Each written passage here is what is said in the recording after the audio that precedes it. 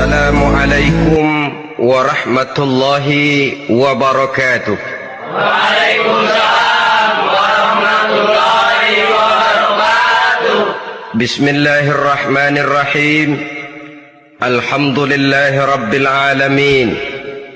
Wassalatu wassalamu ala ashrafil anbiya'i wal mursalin wa ala alihi wa ashabihil mujahidin at-tahirin, amma ba'du. Bersabda Rasulullah sallallahu alaihi wasallam, "Iza sarratka hasanatuka wa sa'atka sayyi'atuka fa anta mu'min." Apabila perbuatanmu yang baik menyebabkan engkau bahagia, apabila perbuatanmu yang baik menyebabkan engkau gembira, dan perbuatanmu yang jahat menyebabkan engkau jadi susah, itulah tanda bahwa di hatimu masih ada iman. Artinya, belum tentu orang yang berbuat baik merasa bahagia dengan kebaikan yang dikerjakannya. Dan tidak selamanya orang yang berbuat jahat sanggup menyesali perbuatan jahatnya. Oleh karenanya, apabila iman masih ada, apabila hati masih hidup, perbuatan yang baik menyebabkan orang gembira, perbuatan yang jahat menyebabkan orang susah dan gelisah hatinya. Ini mengandung pelajaran. Sekali kita berbuat baik, jangan sekali-kali menyesali kebaikan itu. Sebaliknya, satu kali kita melakukan kesalahan, hendaknya selalu menyesalinya. Kadang-kadang dalam kehidupan, karena orang tempat kita berbuat baik itu rupanya membalas air susu dengan air tuba, kita lalu menyesali kebaikan. Lahirlah kata-kata, "Nyesal saya nolong dia." Ibarat pepatah katanya, nolong anjing kejepit. Waktu kejepit setengah mati kita tolongin, begitu selesai dia dari kejepitnya, malah kita digigitnya. Saudara hadirin yang saya muliakan, dalam kehidupan sehari-hari barangkali ini kena filsafat yang disebut dorong mobil mogok. Ketika mobil mogok setengah mati kita dorong, begitu mesin hidup ditinggalkannya kita di belakang. Sesungguhnya perbuatan kita yang baik tidak harus disesali, karena disesali atau tidak, toh perbuatan itu sudah kita lakukan. Dan penyesalan atas segala kebaikan hanya akan mengurangi nilai pahala kebaikan itu sendiri. Berbahagialah apabila berbuat baik, walaupun orang yang kita melakukan kebaikan membalasnya dengan kejahatan. Menyesalah apabila berbuat kesalahan, apabila melakukan dosa, karena itu pertanda nilai iman yang masih hidup dalam jiwa kita. Saudara-saudara kaum muslimin yang berbahagia, jadi sungguh pun pahala dan dosa sesuatu yang abstrak, efeknya jelas dia mendatangkan kebahagiaan atau membawa kepada kegelisahan batin di dalam kehidupan manusia. Orang di zaman materialis kurang terangsang berbuat pahala dan terdorong melakukan dosa. Kenapa? Karena pahala tidak kelihatan, dosa tidak nampak. Kalau pahala kelihatan, barangkali nggak kuat kita mikul pahala. Kalau dosa benjol, umpama tiap bikin dosa palanya benjol, barangkali sudah nggak karu-karuan kepala kita. Baik pahala, baik dosa, sesuatu yang tidak nampak oleh pandangan mata zahir, tapi yang punya efek dalam kehidupan ini. Orang yang banyak pahalanya dengan orang yang banyak dosanya, kalau dia berjalan barangkali sulit kita membedakan. Tapi efeknya dalam kehidupan ini jelas adanya. Sesuatu yang bernama pahala kita perlukan, karena hidup tidak berhenti hingga di sini. Sesuatu yang bernama dosa harus kita hindarkan, karena ada kelanjutan sesudah hidup yang sekarang ini. Kehidupan dari satu pertanggungan jawab. Itu sebabnya Imam Ghazali dalam bahasa yang indah sekali berpesan, "Jaddidis safinah fa innal bahra amiq wa khuziz zad fa innas safara ba'id." Perbarui selalu kapalmu, rawat, jaga baik-baik, dandani kapalmu, fa innal bahra amiq, karena sesungguhnya lautan ini sangat dalam. Satu bahasa yang indah dari tamsil terhadap kehidupan. Perbaiki kapalmu karena lautan ini sangat dalam. Artinya, jaga baik-baik hatimu. pelihara iman dan keyakinanmu, karena hidup ini bagaikan gelombang lautan. Tempo-tempo air tenang, tempo-tempo ombak menggila dan menggunung. Jaga iman baik-baik karena hidup penuh dengan cobaan dan ujian. Itu maksudnya. Wa khuziz zad fa inna safara ba'id. Dan bawa bekal yang banyak karena perjalanan hidup ini sangat panjang. Perjalanan ini sangat jauh. Kita kalau pergi keluar kota tentu saja membawa bekal. Makin jauh kota yang akan kita tuju, makin banyak bekal yang harus kita bawa. Alangkah sengsaranya manusia apabila dia akan pergi ke satu kota yang jauh, modalnya cuma nekat. Bagaimana nanti di sana sajalah. Tidak membawa bekal sebagaimana yang sewajarnya. Hal yang semacam ini senangnya sih belum tentu, keblangsak dan susahnya sudah kebayang. Itu dalam kehidupan di dunia ini. Bagaimana kalau sudah bicara tentang kehidupan yang akan datang? Karena sesungguhnya hidup ini merupakan satu perjalanan yang sangat panjang. Sejak kita tinggal di alam arwah, pada saat jasad belum lagi diciptakan Allah, ruh sudah diciptakannya lebih dahulu. Sampai kemudian kita pindah ke alam rahim, alam kandungan ibu, untuk kemudian berpindah kepada kehidupan dunia. Dari dunia ini kita pindah ke alam barzakh. Di sana tinggal kita 100 tahun mungkin, 100.000 tahun mungkin, 1 juta tahun mungkin, menunggu saat datangnya kiamat. Lalu dari alam barzakh pindah kita ke alam akhirat. Satu perjalanan yang sangat panjang. Alangkah malangnya, alangkah sengsaranya jika tahu kita begitu panjangnya perjalanan hidup ini, tidak ada bekal yang kita bawa. Artinya kesengsaraan, kesulitan yang bertali-tali sudah jelas akan menimpa kita. Kalau pergi kita keluar kota membawa bekal uang, membawa bekal makanan, apa bekal yang mesti kita bawa? Apabila kita kembali ke alam barzakh, kembali ke alam kubur, berkumpul di padang mahsyar di akhirat nanti, nasi yang mau kita bawa, uang yang mau kita bawa, tentu tidak lagi. Karena kehidupan materialis selesai di atas liang lahat. Bila masuk kita ke liang lahat, disitulah pahala dan dosa memegang peranan yang sangat penting. Maka pada pertemuan malam ini kita akan bicara tentang pahala dan dosa itu. Saudara-saudara kaum muslimin rahimakumullah, yang dinamakan pahala, kata Imam Ali Al-Jurjani dalam kitab At-Ta'rifatnya, ma yastahiqqu bihi ar-rahmatu wal maghfiratu minallahi ta'ala. Sesuatu yang pelaksananya berhak untuk mendapat rahmah dan ampunan dari Allah. Dengan kata lain, nilai pahala adalah akibat dari perbuatan-perbuatan di dalam melaksanakan perintah dan anjuran yang ada di dalam kehidupan agama. Apabila perintah dan anjuran kita laksanakan, nilai pahala itu lalu datang. Nah, nilai pahala dalam Islam menurut konsepsi Quran, Allah menjelaskan, man jaa bil hasanati falahu asyru amsalihha. Barang siapa yang datang membawa satu kebajikan, barang siapa yang melaksanakan satu kebaikan, maka dia akan mendapat balasan 10 kali dari kebaikan yang dikerjakannya.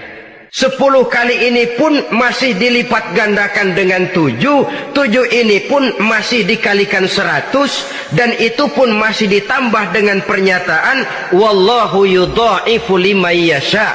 Allah masih akan melipat gandakan perbuatan baik seseorang yang dikehendakinya. Itulah nikmatnya dalam Islam. Tetapi sebaliknya, wa man jaa'a bisayyi'ati fala yujza illa mislaha. Barang siapa yang melakukan satu kejahatan, dia tidak akan mendapat balasan kecuali sesuai dengan kejahatan yang dikerjakannya. Alangkah rahman dan rahimnya Allah. Orang yang berbuat baik dibalas 10, dikali 7, dikali 100, masih dilipat gandakan pula. Tapi orang yang berbuat jahat tidak akan mendapat balasan kecuali sesuai dengan kejahatan yang dikerjakannya. Ini kan beda dengan sifat kita manusia. Kita ini kadang-kadang kalau dijitak membalasnya mukul. Tapi kalau orang berbuat baik kepada kita, kita enggan untuk berbuat baik kepada orang tadi. Allah tidak mengajarkan begitu. Satu kebaikan berbalas 10. Satu kejahatan berbalas dengan satu kejahatan. Maha Rahman dan Rahim Allah. Bahkan dalam Islam, niat berbuat baik saja mendapat pahala. Sedangkan niat berbuat jahat belum ditulis merupakan satu dosa sampai kejahatan itu dikerjakan oleh orang yang niat tadi. Umpamanya, saudara niat nanti malam giliran pengajian saya mau hadir di majelis taklim. Pas datang waktu malam hujan turun sangat lebat. Saudara berhalangan datang ke majelis taklim, saudara sudah mendapat pahala niat.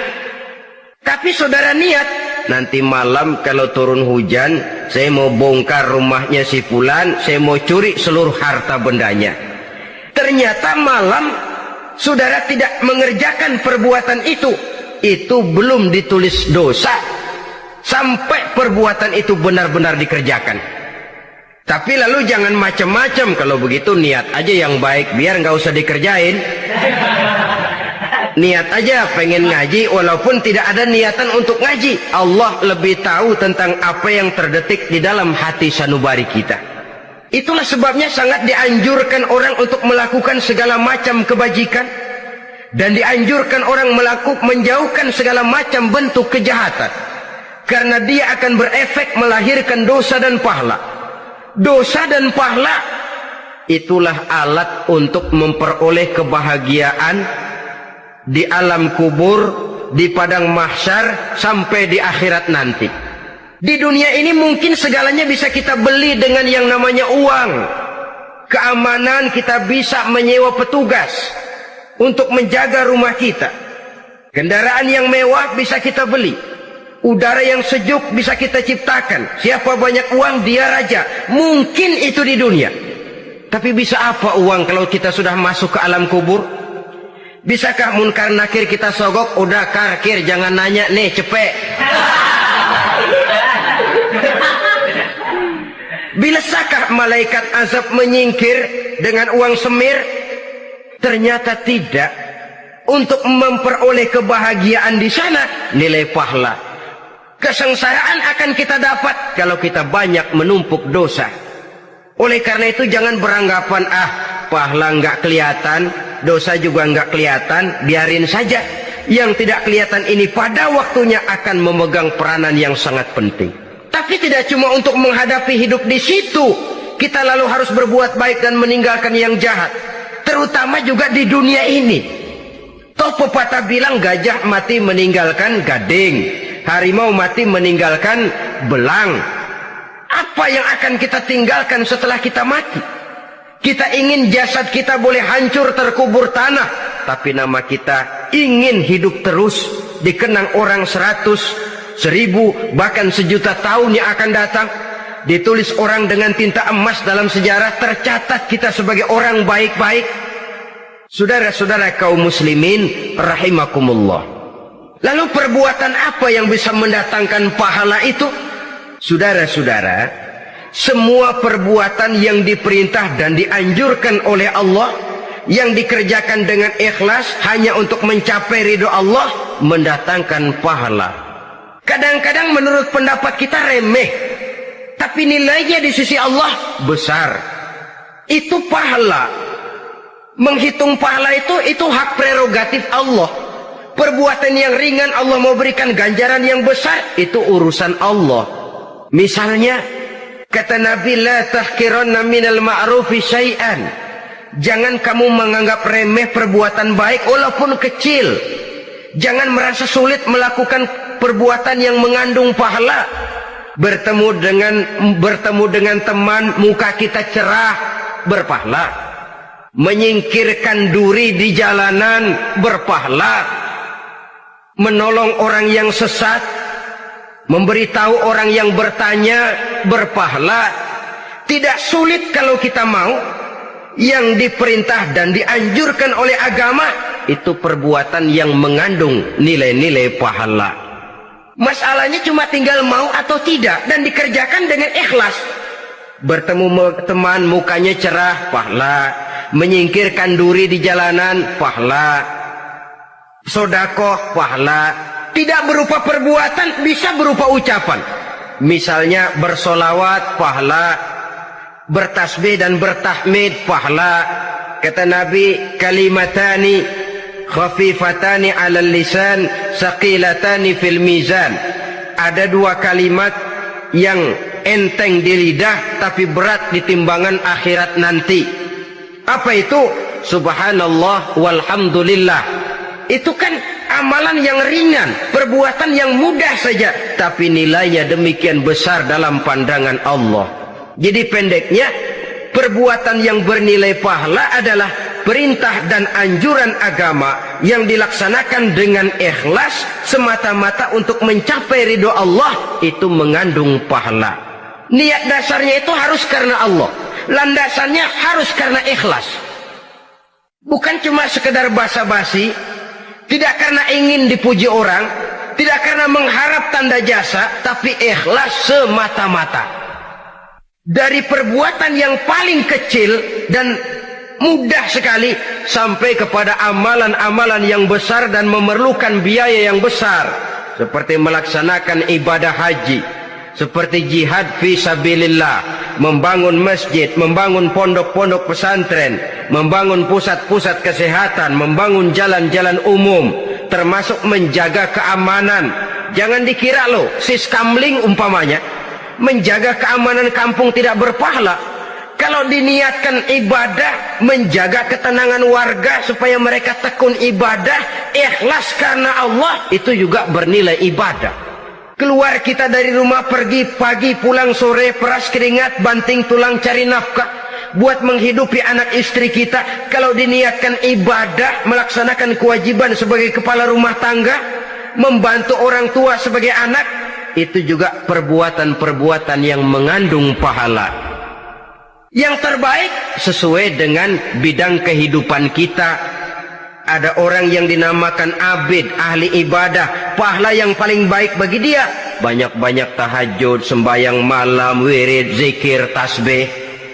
Ada yang dinamakan orang alim, pahala yang paling baik buat orang macam ini mengajar, menyebarkan ilmu, mendakwahkan Islam. Ada yang disebut wali, pejabat pemerintah, petugas. Amalan pahala yang paling baik buat orang semacam ini melayani masyarakat, bekerja di bidangnya sesuai dengan profesinya. Saudara hadirin yang saya hormati, jadi dengan demikian perbuatan-perbuatan yang mengandung nilai-nilai pahala ini bisa perbuatan yang menurut kita kecil namun punya nilai besar. Apalagi perbuatan besar dengan biaya yang besar, tentu makin besar juga pahala yang disediakan oleh Allah Subhanahu wa ta'ala. Oleh karenanya, kalau kita bercermin dari ayat Quran, hidup ini kesempatan untuk berbuat baik. Huwallazi khalaqal mauta wal hayata liyabluwakum ayyukum ahsanu amala. Dialah Allah, Tuhan yang telah memberikan hidup dan mati kepadamu untuk menguji kamu, siapa di antara kamu yang paling baik amal perbuatannya. Jadi tidak saya rinci, tapi cukuplah satu penjelasan global. Perbuatan yang berpahala adalah perbuatan melaksanakan perintah Allah atau anjuran Allah dengan dasar ikhlas, dengan tujuan untuk mencapai ridho Allah semata-mata. Lalu apa perbuatan yang mengakibatkan dosa itu? Saudara-saudara, dosa lahir akibat melakukan larangan Allah atau mengerjakan yang dicelaknya. Nah, para ulama ada yang membagi dosa itu menjadi dua bagian. Ada dosa-dosa kecil, ada dosa-dosa besar. Tetapi sebenarnya ditinjau dari segi hakikatnya, kalau sudah melakukan satu kesalahan yang mengakibatkan dosa, jangan dilihat besar dan kecilnya, tapi kepada siapa dosa itu kita kerjakan. Sebab kalau dosa kita anggap satu yang kecil, orang akan terangsang untuk mengerjakan yang kecil-kecil saja. Sehingga dengan demikian yang kecil pun akan menjadi besar kalau ditumpuk-tumpuk. Sedangkan yang besar bisa saja menjadi kecil kalau selalu diiringi dengan permohonan ampun kepada Allah. Itu sebabnya para ulama sufi, orang-orang tasawuf mengatakan la saghair ma'al istimrar wala kabair ma'al istighfar. Tidak ada dosa yang kecil kalau dikerjakan terus-menerus, dan tidak ada dosa yang besar kalau digempur tiap saat dengan perbuatan istighfar atau memohon ampun kepada Allah Subhanahu wa taala. Cuma saja pada umumnya karena dosa-dosa kecil itu lebih mudah taubatnya, dan ada janji Nabi, barang siapa yang meninggalkan dosa-dosa besar akan diampuni dosa-dosanya yang kecil-kecil. Oleh karena itu, pada kesempatan ini kita akan juga bicarakan apa saja yang termasuk klasifikasi dosa-dosa besar, dengan harapan kita bisa menjaga diri, menyelamatkan diri, jangan sampai terjatuh ke dalam dosa-dosa yang besar tadi. Tetapi bukan berarti kita harus terangsang melakukan dosa-dosa yang kecil. Biarin kecil ini, tobatnya gampang. Dosa kelas teri. Dosa itu kan tidak kelihatan. Lalu terangsang melakukan perbuatan dosa-dosa walaupun kecil, kalau berlarut terus-menerus dia akan tumbuh menjadi dosa yang besar. Oleh karenanya jangan sampai mengundang pengertian kalau kita membicarakan dosa-dosa yang besar lalu terangsang melakukan dosa-dosa yang kecil. Karena bagaimanapun juga dosa kecil dan dosa besar sama dalam arti kepada Allah kita melakukan kesalahan. Dan dosa yang kecil pun kalau bertumpuk dia akan menjadi banyak. Saudara-saudara kaum muslimin rahimakumullah, ada beberapa jenis dosa-dosa besar. Jenis yang pertama asyirku billah, syirik atau menyekutukan Allah. Dari sekian deretan dosa-dosa besar, syirik ini merupakan bapak moyangnya dosa. Dedengkotnya dosa itu syirik, menyekutukan Allah. Bahkan dosa yang lain Allah masih mau mengampuni, tapi kalau sudah syirik, menyekutukan Allah, itu sudah satu dosa yang tidak berampun sama sekali. Oleh karena itu tepat pesan Imam Ghazali tadi, jadi di safinah fa innal bahra amik, jaga iman, pelihara akidah, dandani kapal. Karena hidup ini gelombang lautan sangat dalam, hidup banyak cobaan. Di dalam hidup di zaman sekarang ini, saudara bisa perhatikan, di mana tensi ekonomi tinggi, lapangan kerja sulit, persaingan hidup makin tajam, sifat egois dan individualis tumbuh di mana-mana, rasa solidaritas sosial menurun, sifat gotong royong musnah, orang mudah potong kompas, potong jalan, ingin cepat kaya, ingin cepat naik pangkat, ingin dapat kedudukan. Kadang-kadang akidah pun terjual, akidah pun musnah, jatuh ke jurang syirik pun tidak jadi soal. Itu yang kita khawatirkan. Kalau dosa-dosa yang lain Allah masih mau mengampuni, tapi kalau sudah jatuh kepada syirik, Allah sama sekali tidak akan memberikan ampun. Dalam kaitan dengan ini barangkali tepat sinyalemen Imam Ali itu. Andai kata kemiskinan merupakan satu kepribadian, saya akan membunuhnya lebih dahulu. Artinya memang kemiskinan ini sering mendorong orang kepada jurang kemusyrikan. Tidak tahan menghadapi godaan perut akibat tensi ekonomi yang tinggi, lapangan kerja yang sulit. Iman pun jadilah ditukar dengan 3 liter beras. Akidah pun jadilah dibarter dengan 3 bungkus supermi, dengan pakaian bekas, dengan obat-obatan. Tidak jadi soal baginya mengejar kebahagiaan yang relatif singkat dengan mengorbankan kebahagiaan yang abadi. Persis ibarat pepatah, nyari jarum kampak hilang. Mencari sesuatu yang kecil, yang besar jadi sia-sia. Membela perut, mengorbankan akidah. Na'udzubillah summa na'udzubillah. Saudara-saudara kaum muslimin rahimakumullah. Ini fakta. Ini kenyataan.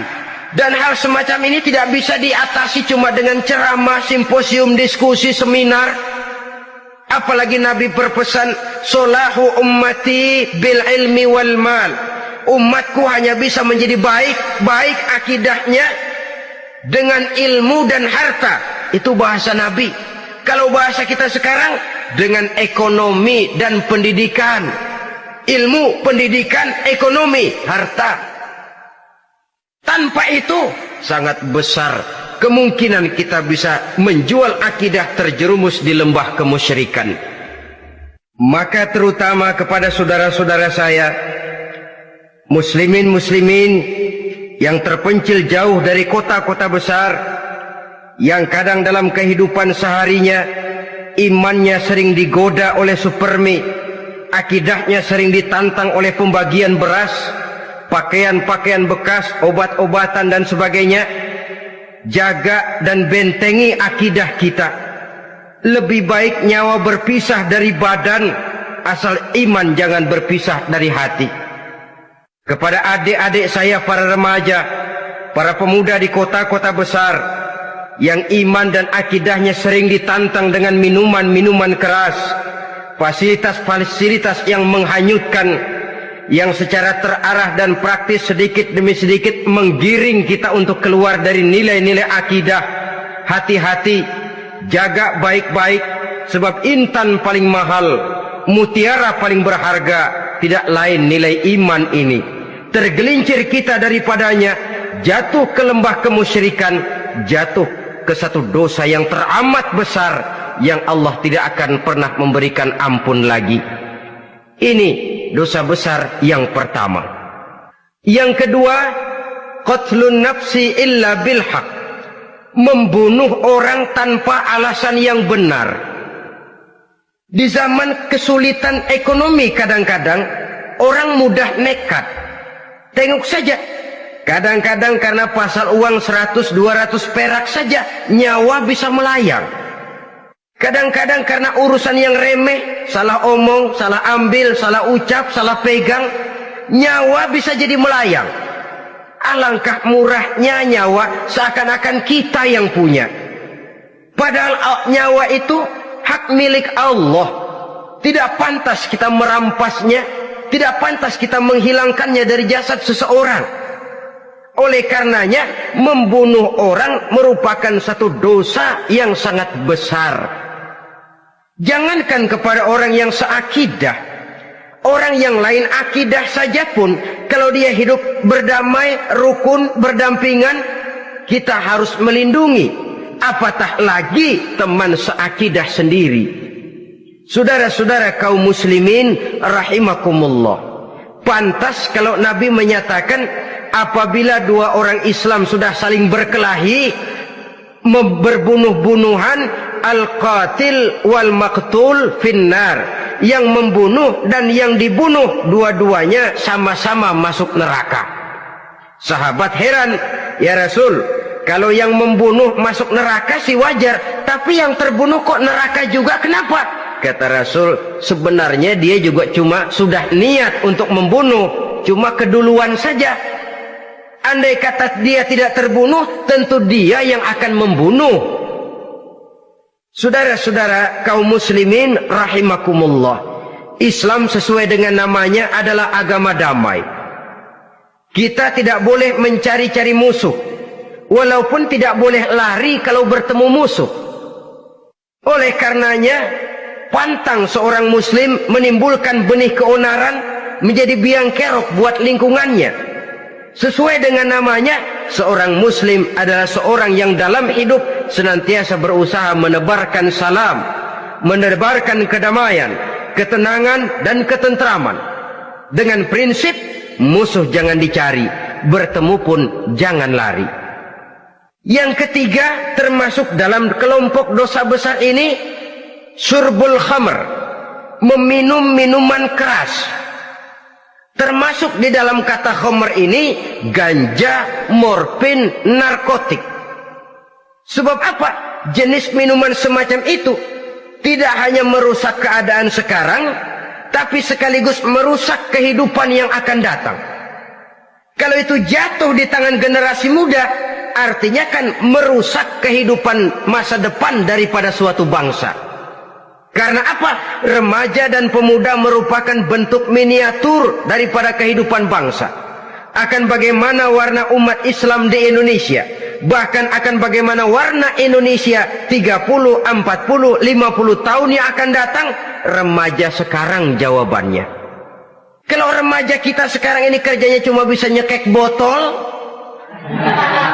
insya Allah bangsa Indonesia 30-40 tahun yang akan datang akan tumbuh menjadi bangsa teler. Tidak banyak yang bisa kita harapkan.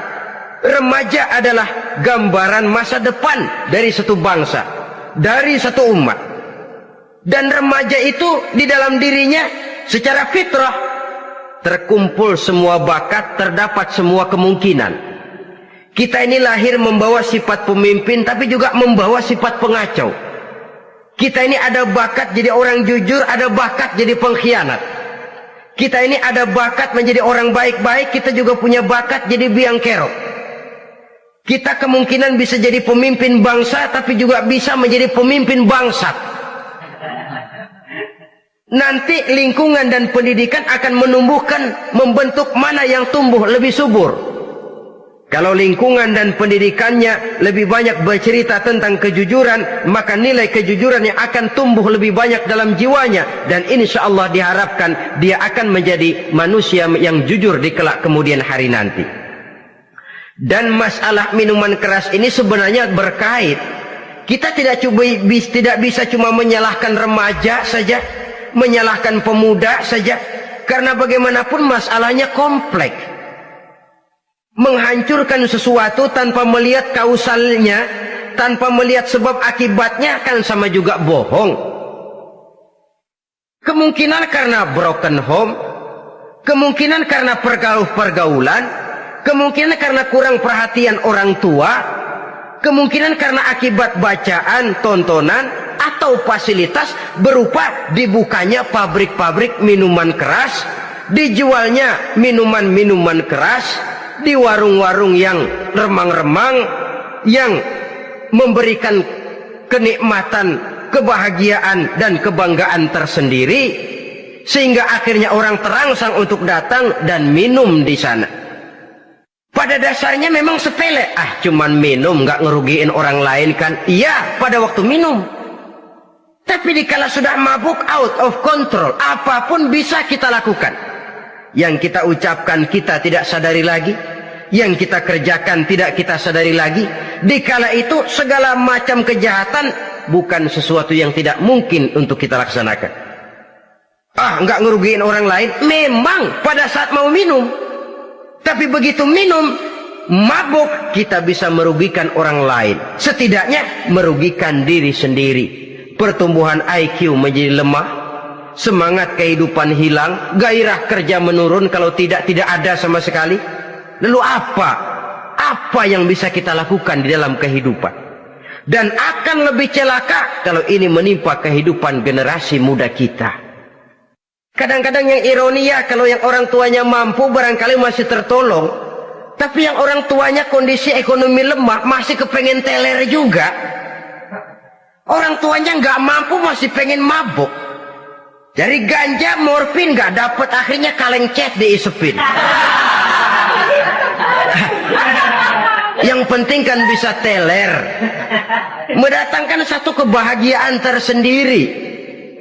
Itu sebabnya memang satu kejahatan menurut teori polisi ya hanya bisa terjadi karena faktor N dan K, niat dan kesempatan.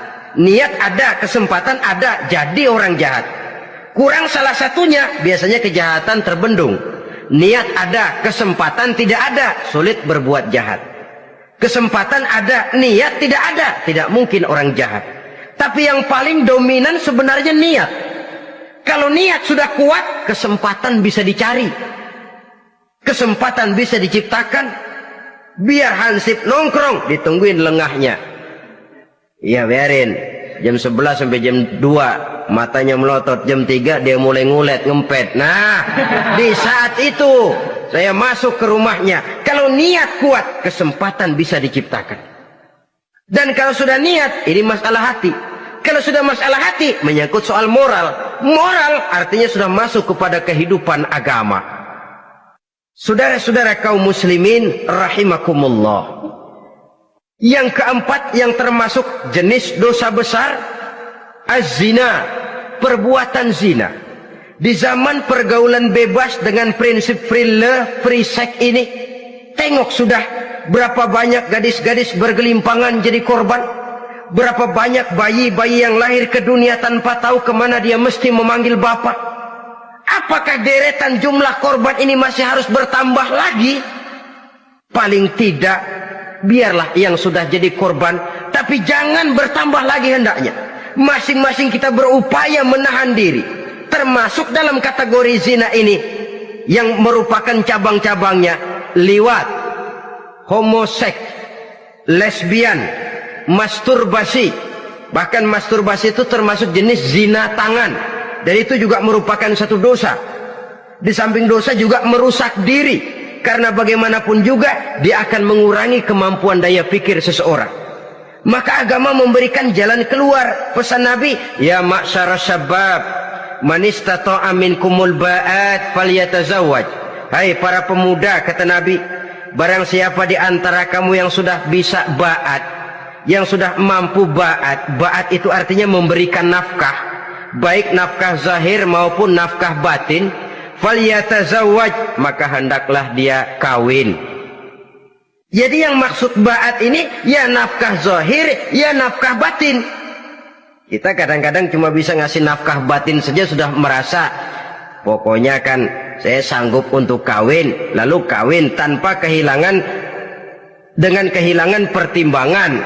Saudara-saudara, wa illam yastati, adapun kalau dia belum mampu, fa alaihi bisyam, hendaknya dia banyak puasa. Fa innahu lahu wija, karena puasa itu akan merupakan benteng jangan sampai orang memperturutkan hawa nafsunya. Andai kata puasa belum hobi, banyaklah olahraga para pemuda, para remaja. Karena dengan olahraga, pemikiran untuk memperturutkan hawa nafsu agak sedikit terkendali dan energi tersalurkan dalam bentuk yang positif. Pendeknya kreatif, banyak kegiatan. Ini pesan Imam Syafi'i tepat itu. Kata beliau, inni ra'aitu wuqufal ma'i yufsiduh, insala toba wa illam yajri lam yatib. Aku melihat air kalau diam rusak, tapi kalau dia mengalir jernih. Air kalau ngendap nggak ngalir, nyamuk nyarang di situ, bisa jadi sumber penyakit. Manusia hidup begitu. Kalau nggak punya kegiatan, nggak kreatif, kerjanya cuma ndelohom, ayam-ayam, akhirnya jadi ngerusak. Ngomongin orang, Jano ngapa? Ano. Kebangetan nggak ngapa-ngapain, orang aja dipontenin, orang diomongin, lahirlah namimah, lahirlah ghibah. Saudara-saudara, air itu kalau ngendap ada aja yang nyarang, tapi kalau dia ngalir, orang ada kesibukan, insya Allah dia tidak akan jatuh kepada sesuatu yang bisa mengundang dosa. Isilah waktu dengan hal-hal yang bermanfaat, karena hidup ini singkat dan tidak berjalan mundur ke belakang. Mundur hancur, berhenti diinjak orang. Sekali melangkah, jangan surut mundur ke belakang. Homoseks, terlepas dari penyakit kejiwaan.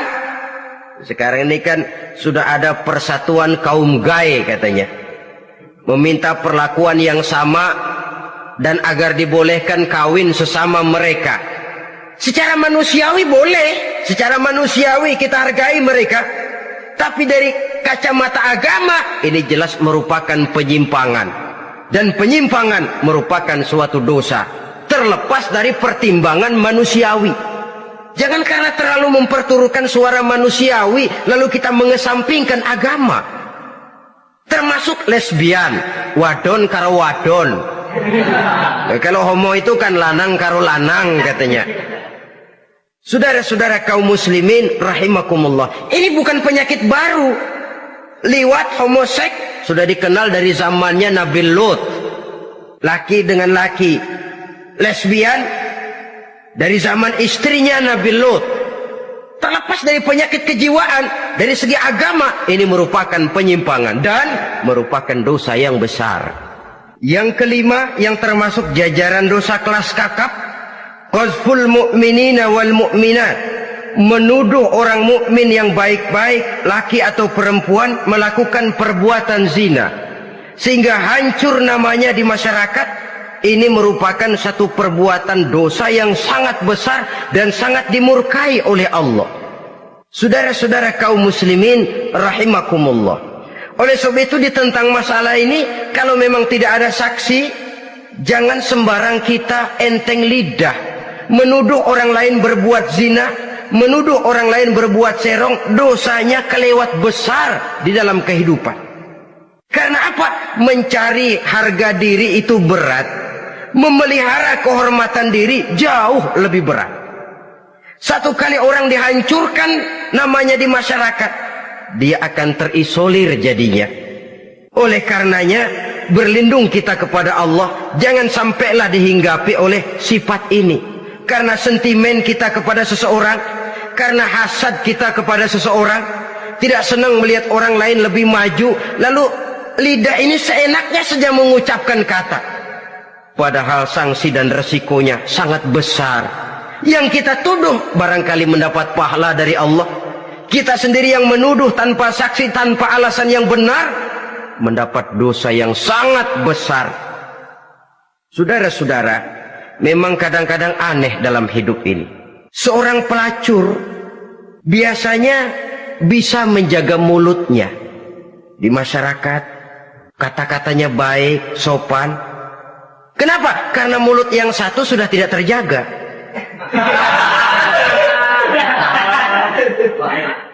Kita kadang-kadang kehormatan bisa kita jaga, tapi mulut tidak terkontrol. Ngomong saenake dewe, bikin orang mangkel, kesal, fitnah sana, fitnah sini, menghancurkan nama baik orang, ngomongin yang macam-macam. Bagai-bagai macamlah caranya. Saudara-saudara kaum muslimin yang berbahagia. Jadi dengan demikian, menuduh orang lain berbuat zina, sedangkan orang itu tidak pernah melakukannya, ini termasuk satu dosa yang sangat besar di dalam kehidupan ini. Yang keenam, al-'aqu bil walidain, durhaka kepada ibu bapak. Seorang anak, bagaimanapun banyak nilai ibadahnya, banyak kebaikan di masyarakat, menyandang berbagai macam gelar, pangkat dan jabatannya tinggi, tapi kalau sudah durhaka kepada kedua orang tuanya, alamat hidup tidak lagi membawa keberkahan, dan itu dosa yang sangat besar. Sampai Nabi sabdakan, ridho Allah ada di dalam keridhaan ibu bapak, murka Allah pun ada di dalam kemurkaan ibu dan bapak. Walaupun belum tentu setiap kita orang tua, tapi yang jelas setiap kita adalah anak, dan setiap anak punya ibu dan bapak. Jangan sampai kacang lupa kepada kulitnya. Saudara-saudara kaum muslimin rahimakumullah, durhaka kepada ibu bapak merupakan perbuatan yang sangat dimurkai oleh Allah. Apalagi ibu yang telah melahirkan kita, bahkan mengandung kita. Begitu juga bapak yang telah berusaha peras keringat banting tulang untuk mengasuh membesarkan kita. Tidak ada perbuatan baik yang kita lakukan untuk bisa menebus kebaikan daripada ibu dan bapak kita. Setidaknya kalau belum bisa berbuat baik kepadanya, kepada keduanya, janganlah menyakiti hati keduanya. Itu saja dulu yang harus dijaga. Kadang-kadang sudah berbuat baik enggak, nyakitin melulu. Sudah nyenangin belum bisa, saban sehari nyakitin saja. Padahal kedua orang tua itu doanya manjur, sebagaimana sumpahnya juga bisa jadi kenyataan, dan sering bahkan menjadi kenyataan. Sampai ibu bapak sudah wafat, sudah meninggal sekalipun, kewajiban berbakti masih harus terus dilakukan oleh seorang anak. Lalu yang ketujuh, at-tawalli yaumaz zahfi, berpaling pada hari pertempuran. Orang sedang sibuk-sibuk menghadapi musuh, maksudnya berjuang membela agama ini, dia lari menyelamatkan diri. Pengecut, mental munafik. Ayo, kalau demi agama, mari kita maju ke depan. Allahu Akbar, yang besar Allah, yang lain kecil semua, maju. Orang lain maju serentak, dia mundur jauh ke belakang. Mental munafik, mental calo, istilah sekarang ini. Oh, itu calo, mental calo. Tuhan gedek banget itu. Coba ya, calo itu paling sibuk nyuruh penumpang naik. Tapi sementara penumpang naik sampai ke tempat tujuan masing-masing, calonya nggak kemana-mana, diem aja di situ. Cuma orang aja disuruh naik. Saudara-saudara, kerja bakti, orang turun ke comberan, dia naik ke tempat tidur. Mundur di hari pertempuran, menyebabkan orang lain gugur, dia sendiri menyelamatkan diri. Mental pengecut, mental munafik, itu merupakan dosa yang sangat besar. Saudara-saudara kaum muslimin rahimakumullah, itu sebabnya agama itu memerlukan keberanian memang, tapi bukan keberanian yang tanpa perhitungan. Sebab berani tanpa berhitung namanya berani babi. Kita berani kalau benar, kita harus takut kalau salah. Jangan dibalik, salah berani, nekat namanya. Benar takut, pengecut namanya. Orang yang pengecut adalah orang yang takut membela kebenaran. Orang yang nekat sesungguhnya udah salah nggak malu lagi, udah salah nekat lagi, merasa rugi berbuat kebaikan, puas kalau berbuat kejahatan. Padahal Nabi pesan, siapa yang berbuat dosa sambil tertawa, nanti dia akan masuk neraka sambil menangis. Karena itu dipesan pula di dunia ini, sering-seringlah mencuci mukamu dengan air mata taubat, cuci lidahmu dengan zikir kepada Allah, bersihkan hatimu dengan air ikhlas. Saudara-saudara kaum muslimin rahimakumullah, kan ada toh orang berbuat baik nggak gembira, tapi berbuat jahat malah puas. Atau sama saja, orang lain berbuat baik hatinya kesel, orang lain berbuat jahat dia malah mendukung, atau orang lain tergelincir berbuat jahat dia malah girang. Ini kan tidak objektif, karena yang berbuat baik orang yang dia keselin dia nggak seneng, tetapi karena yang berbuat jahat orang yang dia senengin dibenerin juga. Itu nggak objektif namanya. Mundur di hari pertempuran pada saat saudara-saudara kita sedang menghadapi musuh, sikap pengecut yang sangat dibenci Allah. Yang kedelapan, termasuk kelompok dosa besar, aklu malil yatim, makan harta anak yatim. Kadang-kadang ada orang mengeksploitir loh nasib anak-anak yatim, karena biasanya para dermawan peka kalau mendengar nasib yatim, memberikan santunan. Si yatim belum makan, yang ngurusin udah pada kenyang. Mengeksploitir, memakan harta anak yatim termasuk dosa yang sangat besar. Sehingga Nabi pesan, ana wa kafilul yatim kahataini yaumal qiyamah. Aku dan orang yang menyantuni anak yatim seperti dua jari ini di hari kiamat. Rumah yang paling dimuliakan Allah adalah rumah yang di dalamnya ada anak yatim yang hidupnya dihormati, hidupnya disantuni, keperluannya dicukupi. Maaf saja, tahap kita menyantuni anak yatim ini baru tahap setahun sekali. Kalau Muharram kita agungkanlah, kita besarkan. Lebaran yatim katanya, kita kumpulkan dana, kita usap kepala yatim, kita kumpulkan beras, kita bagikan hari itu. Perkara bulan depan kelaparan, kita tutup kuping. Perkara bulan berikutnya dia kelaparan, kita masa bodoh. Bahwa di bulan Muharram kita santuni yatim piatu itu sudah baik.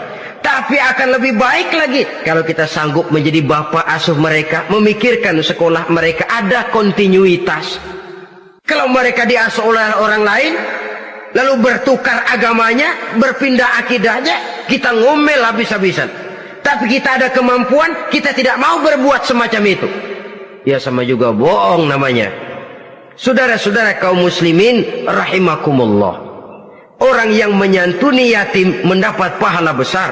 Tapi orang yang mengkorup harta anak yatim, dosanya juga sangat besar. Berhati-hatilah kalau kita diberikan kepercayaan oleh masyarakat untuk mengurus anak-anak yatim. Karena pahalanya besar, resikonya juga besar. Yang kesembilan, syahadatuz zur, sumpah palsu. Sebab sumpah palsu ini menggunakan nama Allah untuk sesuatu yang tidak benar. Nama kita saja dibawa untuk yang tidak benar, kita jengkel. Nama kita dipalsukan untuk sesuatu yang tidak baik, kita kadang-kadang jengkel. Tidak puas jengkel, menuntut melalui saluran hukum. Kenapa? Nama saya dicatut. Bagaimana lagi kalau nama Allah kita pakai untuk bersumpah, sumpahnya palsu, menguntungkan kita, merugikan orang lain, Allah murka betul. Maka sumpah palsu termasuk deretan dosa-dosa besar. Apalagi yang ke-10, aklur riba, makan riba alias renten. Ini kan yang cepat mendatangkan uang. Kadang-kadang kalau yang bikin riba itu orang awam barangkali, ya masih kita maklumi. Kadang-kadang penyakit ini datang menimpa mereka juga yang kita kenal kebaikannya. Bahkan suka datang ke musola, rajin ke masjid. Kadang-kadang riba masih dimakannya. Karena cara cari duit paling enak. Duit utuh, tambahnya terus masuk. Na'udzubillah summa na'udzubillah. Itu yang diibaratkan dalam perjalanan Mi'raj waktu Nabi diperlihatkan neraka. Orang perutnya sebesar rumah dililit ular, diseret-seret itu hancur perutnya, dibulatkan lagi, diseret lagi, hancur lagi, dibulatkan lagi, terus menerus begitu. Dia berteriak, mengerang, mengeluh, mengadu kesakitan. Nabi tanya, itu apa Jibril? Itu contoh dari umatmu yang suka makan riba Muhammad, makan renten. Saudara-saudara, ini kan mencekik leher orang. Orang sedang kesulitan, kelihatannya sih baik, menolong, tapi di belakang menolong itu nyekek. Di belakang nolong itu nyekek. Dan nyekek itu sebenarnya tujuan utamanya. Orang yang menjalankan riba pada dasarnya tidak punya perikmahan kemanusiaan kok. Kalau dia kelihatannya mau menolong, kelihatannya motifnya mencari untung di belakang itu. Jauh dari kemanusiaan. Yang ke-11, saudara-saudara, termasuk jajaran dosa besar itu qat'ur rahim, memutuskan silaturahmi. Marah, hobi sama marah. Kalau 3 hari nggak marahan sama orang, ngebet palanya. Selalu nyari gara-gara. Kalau udah marah berlaku perpanjangan waktu. Tahun, 2 tahun, kadang-kadang seumur hidup. Saudara hadirin yang saya muliakan. Apalagi mengurangi timbangan termasuk kelas dosa besar. Makan suap termasuk dosa besar. Semir menyemir dosa besar. Apalagi bunuh diri. Nah ini, bunuh diri dosa besar. Kadang-kadang karena sulit nekat, daripada hidup susah mendingan mati sekali. Apa dikira kalau mati urusan selesai? Belum. Termasuk memotong anggota badan sendiri, dosa besar. Kayak belum lama ada kesulitan ekonomi, mau lebaran, alat vitalnya dipotong. Berita-berita koran, itu pun dosa besar. Nah kan badan saya sendiri, ya badanmu sendiri, tapi yang ciptakan Allah, yang berikan Allah, kenapa mesti dipotong? Karena kesulitan ekonomi, alat vitalnya sendiri dipotong. Ya namanya alat vital, kalau sudah nggak ada yang vital kan hampa hidup ini. Tapi lalu kehilangan pertimbangan. Saudara-saudara kaum muslimin, karena itu di hadapan segala macam kesulitan, jangan sampai kita kehilangan pertimbangan lalu terjatuh ke dalam dosa-dosa besar ini. Mudah-mudahan Allah selamatkan kita dari segala macam bentuk dosa besar, sehingga diampuni segala dosa yang kecil, dan digerakkannya kita untuk hidup melakukan kebaikan yang membawa pahala yang sebesar-besarnya. Ini sajalah pertemuan kita saat ini. Terima kasih atas segala perhatian. Mohon maaf atas segala kekurangan. Wassalamualaikum warahmatullahi wabarakatuh.